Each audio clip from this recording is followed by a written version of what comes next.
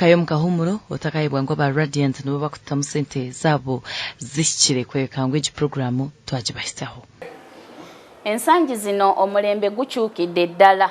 Omulembe gukyukidde ddala buli mwaka wabeerawo ekipya ekijja. Buli mwaka wabeerawo ekipya ekijja.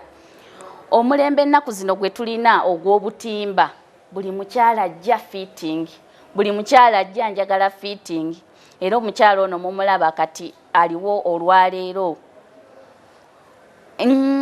Edda nga akatimba kaliwe mukalabye babeeranga tuteeka twakyusizaamu twasoosa akatimba akasise tekabadde tekalina mayinja bajjajja bayambalanga akatimba akatalina mayinja naye ensangi zino obutimba bwazze bubeerako amayinja era omulembe gujja kukyuka akatimba kemulabye kabadde tekaaka nnyo nga tekalina mayinja mangi beads ziri wano endala ziri wano bweziti nga beads si nnyingi nnyo naye ensangi zino omwana ayagala ayingire ekidaala ayagala agende mu kidaala nga yenna ayaka ng'omukyalo ono we mulaba ate nga ali mu fitting. Mukalaba akatimba kano nga bwe kali kajjudde amayinja. Kajjudde amayinja mugalaba ayaka bulungi. Era nawe ne bw'obeera eri ne olaba bulabi nti oyo mugole. Omugole wuuyo atuuse kuba tosobola kambala kati nga kali ke mwalabye akasoosewo omuntu oyinza okukyambala n'otuulakawo ne batamanya nti oba mugole naye kati bw'oyambala kino nga simbaga bakuyita na mulalu. Omugole alina okwaka ow'ennaku zino. Omugole alina okwaka ow'ennaku zino ng'omugole ono bwe mumulaba. Akatimba akedda kaali kambala bwe kati. Kati nga akatimba kali omugole avuddewo kemulabye kabadde kalaganya ekifuba kino naye ennaku zino ebifuba bino babigobye mu makyaki tebakyayagala kutwala bifuba kulaga amabeere gano kulaga bifuba mu biraga bafaatha omuntu bagenda ne bamwambaza gawuni ne batagisiba bulungi yenna okutuuka bw'ati okutamala befaatha ng'ayogera naye ebbere ne lifubutukayo naye ensangi zino omuntu ayambala fitting ne tuteekako emikono kuliko obukono mubulaba naye ngere gino emikono si gye giri egyedda egy'abajjajja ate era gino emikono si gye giri gye mulabyewo egivuddewo kati.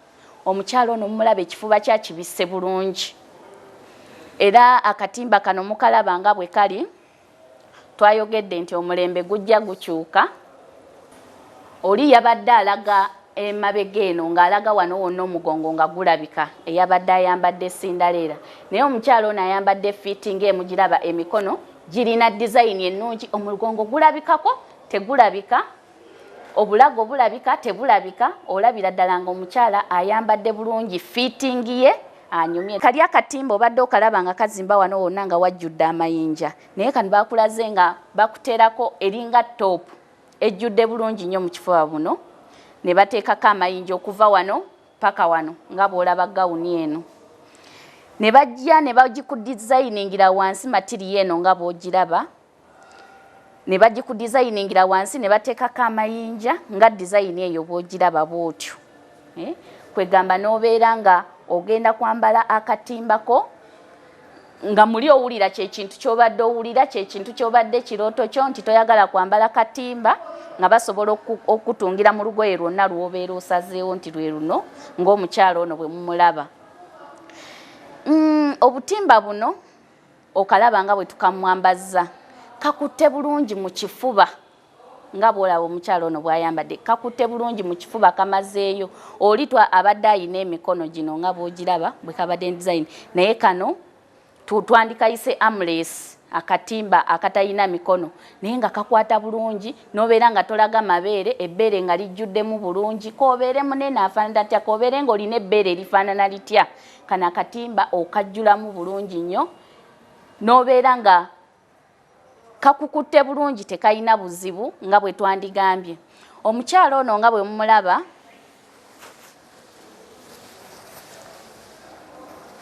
omulembe abalabi ba TV West omulembe gugenda gukyuka abakyalo omulembe gugenda gukyuka eri tail ebadde ekomanga wano naye kati olaba olugoye luno engeri gye baludizayininzeemu akatimba katambulira ddala okutuuka paka eri kwegamba ba maids ne babeera nga tebakuwa bugumu tebakuwa buzibu otambula weka n'owulira ng'ogenda kunyumirwa omukolo ng'oyambadde ekintu ky'ekirooto kyo.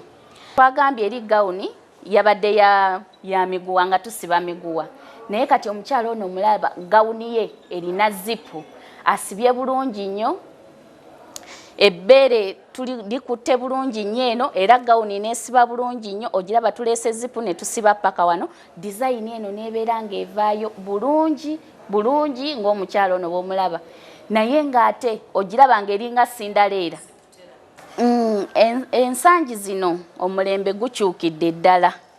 Omuntu nga agenda kwambala, omugole n'ava eyo ng'awulira ayagala kwambala akatimba naye nga tayagala kulaga mubiri gwe, ayagala kwambala akatimba naye nga tayagala kulaga kifuba kino, tayagala kulaga mabega we, gwe amwambaza olina omukola. Omulembe gukyuse, batuleetedde buleesi buno nga bw'obulaba bwaka bulungi. Osobola odudizayiningira ku lugoye lwonna. Omuntu ayinza okwagamba nti sagala gawuni nga eyaka nnyo. Mulimu matiriyo gye batuleetedde eno erimu akabbulu nga bw'olaba gundi eno ya white naye erimu akabbulu ate era erabika bulungi. Kati bwe tuteerako kaleesi kano gwe yonna gy'oli toyinza gamba nti sirina gundi, sijja kwambala lugoye lugenda kunfuula bwe ruti, lugenda kulaga gundi zange. Oyambala ekiteeteeyi kyo, oyambala akatimbako ng'oli bulungi nga tutaddeko kaleesi kano nga tukakoze emikono emirungi. N'obeera nga olabika bulungi nnyo ddala ng'omukyalo ono bw'omulaba, akatimba ke ali bulungi. Era nga bw'agamba nti bwe tuzze tulaba nga bulina tails mabega, omukyalo ono nga bw'omulaba ekiteeteeyi kye tekirina tails. Akyambadde bulungi, takirinnyamu, kimutuuka bulungi nnyo. Era oli ajja agamba senga njagala kwambala akatimba, engatto yange ng'erabika, omubiri nga sigulaga eno waggulu, ye gawuni omukyalo ono gy'ayambadde olwaleero gwe mulaba essaawa zino. Akatimba kaakano takalinnyamu naye ate nga kamulaga nti katuuse wansi, eby'omunda tebirabika. Engatto ye erabikako ne bw'aba atambula bw'ati engatto osobola ogiraba nga tebikiddwa kino kiteeruzi kye twatadde ku butimba buli obuzze bubeerawo obutakyusa mulembe gwaffe. Kaleesi kano bw'oba okataddeko ng'ajjudde bw'ati ng'omukyalo ono bw'omulaba ow'olwaleero, tekyetaaga ate kuteekamu necklace kuba tegenda kulabika. Ayambadde bulungi, obulaga abubisse, tuteekako earring nga zivaayo bulungi nnyo. Era omukyala bw'obeera ng'oli lubuto, bambi abakyala b'embuto babonaabona, embaga etuuse, ali lubuto talina kyakola, akatimba kakwata bulungi kano nga tukataddeko leesi eno nga bw'ogiraba. N'oyambala akatimbako nga olubuto terulabika, nga lukoze bulungi nnyo ekibuto kino. Omukyalo ono gwe mulaba alina olubuto naye tosobola kumanya nti olubuto mweruli. Wansi kale kwegamba talina bimubonyaabonya nga bw'olaba omukyalo ono ajjudde bulungi nnyo mu kiteeteeyi kye. Akatimba kano nga bw'okalaba kali plain. Omukyala kye yayagadde, tayagala kuteekamu mayinja mangi gaaka, tayagala kukola ki. Naye omugole asigala mugole. Omugole asigala mugole, olina okubeerako n'ekintu ekyaka ekikulaga nti oli mugole. Ensonga lwaki omukyalo ono akatimba ke twakataddeko obuntu buno butonotono bwe buti naye nga bwaka ne kaaka bulungi nnyo, n'alabika nti ye mugole y'oyo ajja. Abakyala ennaku zino abantu bagenda mwana emmundu, edda ekitaaliwo tusobola okusiba enviiri zo ng'omukyalo ono bw'omulaba. N'otatawaana kuddayo mbw ate tukunaazaamu ggeero ate ogire oluva ku mbaga ogenda bugezi muhana emmuunu n'ojjamu bujja bimuli bino bye tuteeka mu mutwe muno bye twatadde mu mutwe ne tujjamu bujja, n'ogenda ng'oli omugole abadde nga yeeyagala olunaku lwone nga terukuboye, ate ku makya tolina stress mbw ate nzirayo mu saaluuni. Reka tusome kahumuro na bwanyuma tugarye otakargaho.